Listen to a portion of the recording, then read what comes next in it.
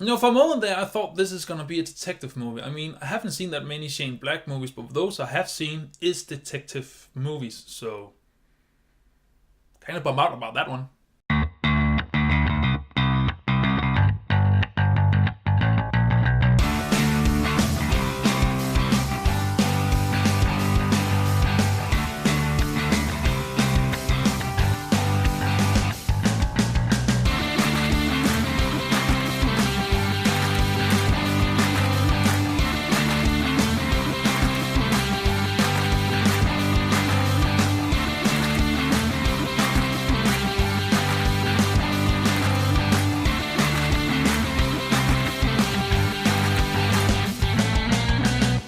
Hello, brothers and sisters. My name is Daidarius, and welcome to the review of The Predator. So, The Predator is the third installment in the Predator franchise. That is right, this one is now canon in the Arnold Schwarzenegger movie franchise storyline thingy.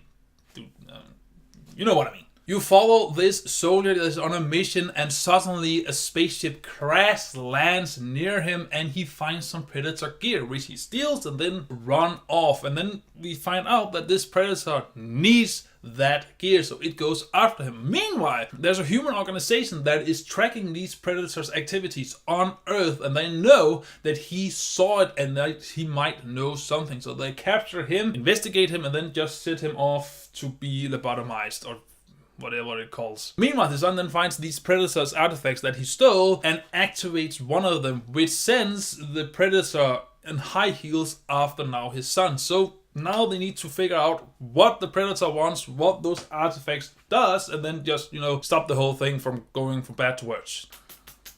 Yeah, I think that's how it's going to sum up this movie. So, here we go! Now, first of all, what I like about this movie is how it expands the lore. It doesn't expand it that much, but what it does show, written in such a way that it just accept it as facts, and it just fits right into the story and just the world that they have built here. I also like the fact that it treats the former two Predator movies as the first and second time they had an encounter with the Predator technology. It even has some artifacts from those two movies in this one. And you just bring the whole thing together, and I just like that. I also like the humor in this movie. Well, Shane Black is good at doing humor, and the humor in this one is no exception. If you know Shane Black movies, then you know what kind of humor you are in for. And the actors does pretty well to just deliver on these humor aspects. The only problem is that the humor sometimes takes you out of the suspenseful scenes, because you know they're gonna crack some jokes and that's gonna be it. So it's a give and take in this situation, because this should have been a horror kind of movie, but it's not, and I'm gonna get to that later on. So sometimes the humor is ruining the experience, but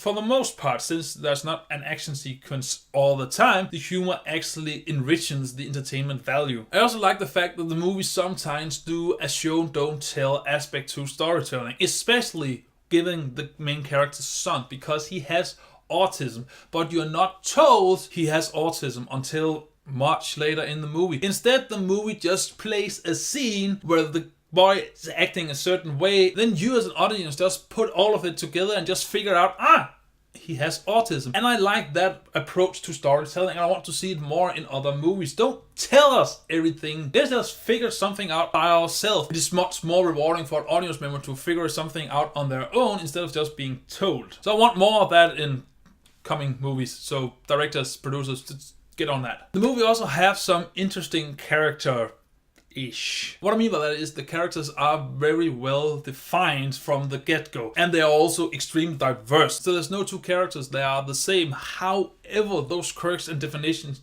quickly become kind of stale and irritating, because the movie just wants you to know that this character is acting this way, and this character is acting this way, and this character is just a goofball, and on and on and on. They have no development whatsoever. They just stay the same throughout the movie, and for some reason, whenever they are in a dire situation, they don't seem to care that they're in dire situation, but it's not in a badass kind of way. It's just like they kind of ignore it, which again takes you out of the movie, because if the characters doesn't care that they are in a suspenseful situation, why should you care that they are in that one?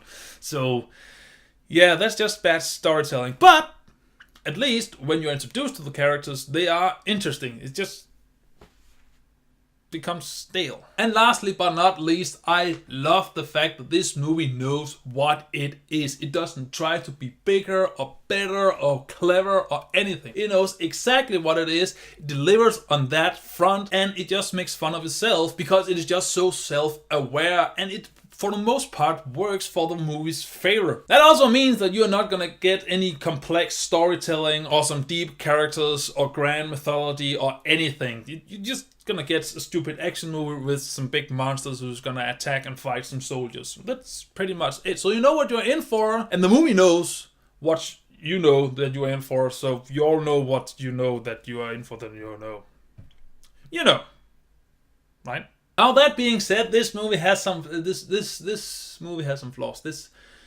It has some flaws. First of all, this movie is not horrific in any way. The first one, even though it was a classical 80s Arnie's movie with the beefed up soldiers who's just gonna mow down everything and everyone who's coming their way, had some horror aspects to it because they were being hunted all the time. You didn't know which one of them gonna get killed off, and the final confrontation at the end, you knew that Arnie was at a big disadvantage, so it made it some more suspenseful and more horrific. This movie has one scene and one scene only where the horror aspect is actually used, and it is used extremely well, which then makes it a bummer that throughout the rest of the movie there's no horror. No, you want horror? Go watch Alien, man. Not in Predator. That is the man shit. We're gonna mow down this fucker. Yeah. Which just makes you question, why did we need the first horror scene then? I don't know. The movie doesn't know. It just shows you it is capable of making great horror and then just flip the bird at it and goes in a complete different direction. The action also swings a lot in quality. Some of the action set pieces is extremely well done. They are interesting. They are creative. And then other is just boring. Nothing happens in them. Again, nothing suspenseful is present, and we don't have something suspenseful in an action scene. Then you need something extremely entertaining to look at, but they're just boring, and it seems like that they were just running out of the ideas at those scenes, which means that they needed to have an action scene for the sake of having an action scene, not to drive the plot, not to drive the characters, not to do anything. And when you mix that in with some effects that sometimes is not good, not great at all, it just takes you right out of the movie, which is funny because some of the effects is actually extremely well done given the fact that this is an R-rated sci-fi movie. Some of the effects is extremely well done, and then some of them is just, I don't know, garbage shit. I mean, it looked like you made it in paint. That's what it is. And this swing in quality that just takes the movie down from me, and I don't know why it swings that much, but it might be that the studio tried to interfere with Shane Black's movies, but again, I don't know. I haven't researched it, but it's just a bummer because I know Shane Black knows how to make great movies. So why this uneven quality? I just want to know. The plot is also, it's weird, and the reason is it continuously switching focus on what it wants to do, which makes you sit there and question, what is the point? Why are we here? And my theory is that since this is a Black movie, he wanted to make the plot more complex, but then realized it wouldn't work in these kind of movies, so he kind of just went back and forth on what to do with this plot. And in this scenario that I wanted either a really clever plot or just a very simple one. We kind of got both, which means we just got neither of it. And I think, if I had to be honest, we should have gone the more simple route, especially considering that there's not much Predator thingy going on. And what I mean by that is, when you think Predator, you think of the hunt, you think of a group of people being hunted, stalked, watched by, and then picked off a predator. There is like one small scene in the movie near the end where you have that predator aspect. Besides that, there's not really that much predator thing going on, which kind of pissed me off because you have already established in the former two movies that the predator is in for the hunts, not the kill, the hunts. Show me the fucking hunt. But no.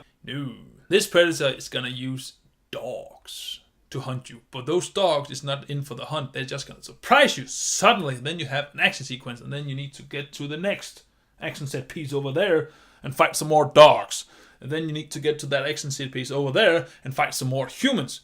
Not the predator. The predator is not in that many action sequences, really. It's mostly humans we need to fight because it is called Predator, not Alien Predator, just Predator. So that might be some human predator, and dogs are also predator, you know. Pretty sure they are. So.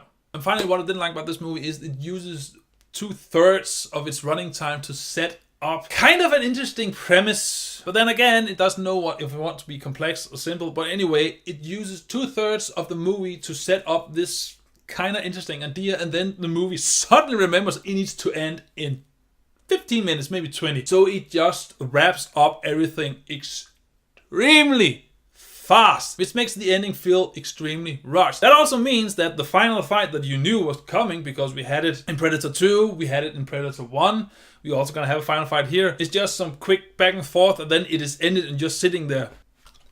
Did I blink? Did I miss something? Has it begun? It's done? But okay.